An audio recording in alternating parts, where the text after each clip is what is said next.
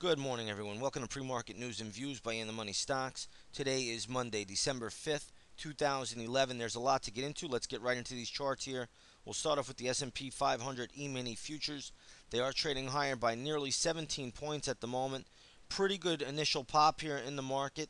When the dollar is down, the markets will rally higher, and that is the case again this morning.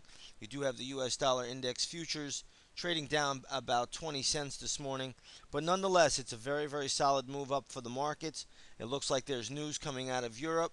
The news right now looks to be that Italy is trying to make some cuts in their budget, some austerity measures. There also looks to be a press conference coming out later today between Angela Merkel and Nicolas Sarkozy, the French president. So we'll see how that all plays out and shakes out. But right now, the market is still in Jubilee mode, and it's trading higher by nearly 16 and a half, 17 points at the moment.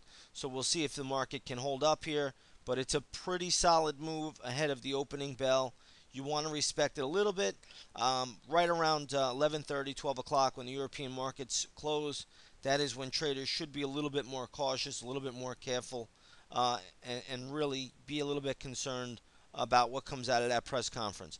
I'm not sure there's going to be any resolution. It seems that anytime they have these press conferences, they always go well up until the press conference actually takes place. Then afterwards, the markets do come under some turbulence. Let's look at a couple of other things here.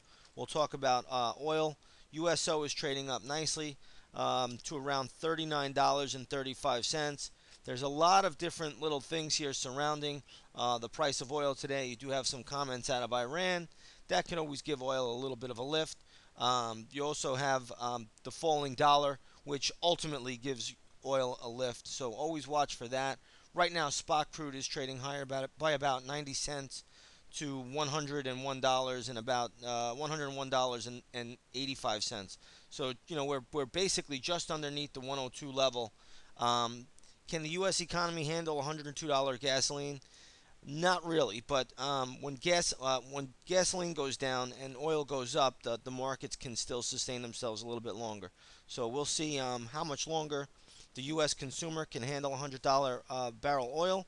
But right now, as long as gasoline prices do not rise, then it looks like the U.S. consumer could hang in there a little bit longer. So let's go over gold and silver. Let's take a look at the GLD this morning. You'll see GLD trading right at $168.62. On Friday, it closed at $169.82. So a decent little sell-off or a pullback in gold this morning, despite the move up in the futures. We normally don't see that, but this morning we're seeing it. I'm not looking for a big sell-off here in gold by any stretch. If the markets can hold up, I think gold will hold steady as well. The same goes for silver. Silver and gold are usually synonymous, but you see the same type of reaction today. The SLV, I'm using that as the silver barometer, is trading at $31.70. So again, when you see silver trading just basically flat or just slightly lower, it's really not a big deal. We'll just have to see how this market holds up. But if the markets trade higher, I don't see a big sell-off in gold and silver today. If the markets deflate, then we could see a pretty sizable sell-off in gold and silver, as they're already showing some weakness ahead of the opening bell. So we'll leave it at that. Couple of other things to go over quickly. One is that last night the Asian markets were mostly higher. You had the Hang Seng up, I believe, 0.7%. The Nikkei 225 was up 0.6%. Basically, India was basically flat. Australia was up 0.7%. Here's the important one: the Shanghai index. That was down over 1%. I believe it was down 1.1% on the evening on the session. So again, the Shanghai is lower. So you got to be careful now when you're looking at these Chinese ADRs. If the markets start to turn down at some point today, the Chinese ADRs would probably lead things lower. Chinese ADRs will do fine as long as the U.S. markets hold up. They'll probably hold up as well. But once the markets, or if the markets start to roll over or sell off, the Chinese ADRs will be vulnerable to a sell-off. Okay, just because the Shanghai index last night was not pretty, down another 1%. It looks like I believe the PMI, or the expansion in the the economy is starting to show signs of a contraction.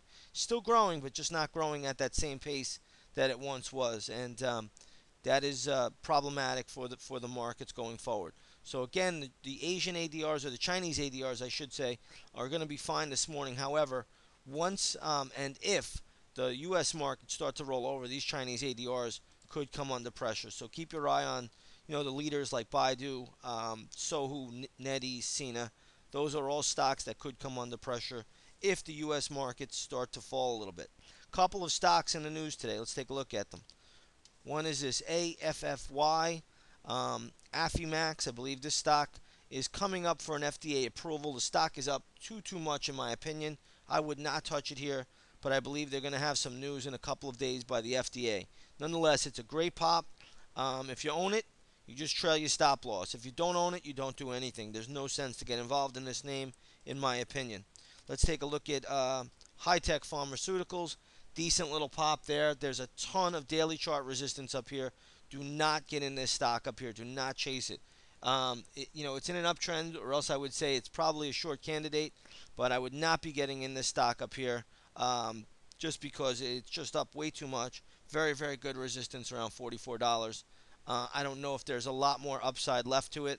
In the pre-market traded above 45. I would just leave it alone there. Let's take a look at this REGN. This stock is getting hit this morning. This is Regeneron Pharmaceuticals. Stock is selling off pretty sharply. There is going to be some support around 53.50. After that, it's down to $50. So be very, very careful.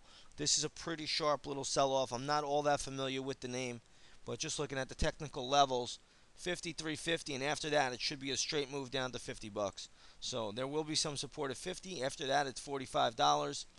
Remember, the stock is usually thin volume name, so it has a tendency to overshoot and go a little bit lower or higher depending on how it's trending. And right now, it's trending lower, so be careful there. Let's take a look at Walgreens this morning. They had same-store sales reported. Stock is trading up a little bit. I just don't see much upside here for Walgreens.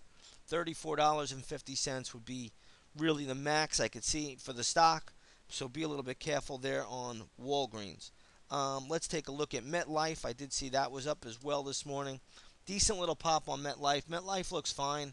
Really no problems here. You're going to have a little resistance at $34. Maybe a little bit above 34. There looks to be a pretty good gap there. And after that, $36. But MetLife is holding up well. And stock is looking strong this morning. Okay, that's all I have this morning. It's a Monday. Usually a little bit more on the quiet side.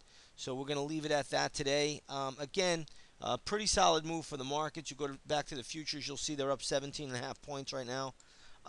The market looks fine at the moment.